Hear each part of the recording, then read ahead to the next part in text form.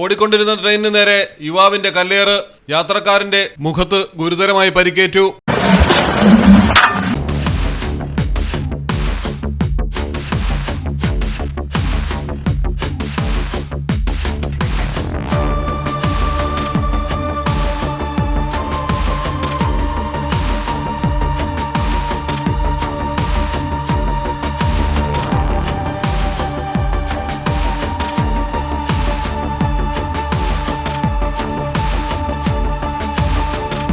ബീഹാറിലാണ് സംഭവം. ബഗൽപൂർ ജയ്നഗർ എക്സ്പ്രസിന് നേരെയാണ് ട്രാക്കിന് സമീപത്ത് ഇരുന്നു കൊണ്ട് യുവാവ് കല്ല് വലിച്ചെറിഞ്ഞത്.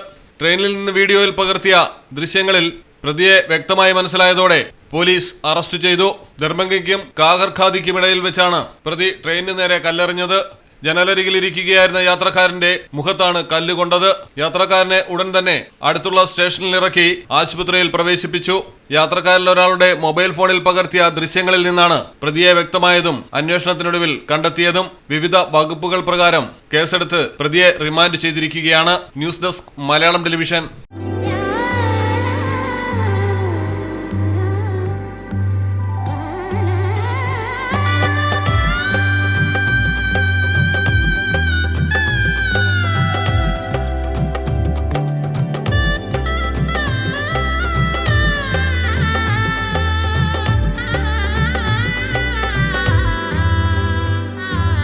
Celebrate the moments of colors.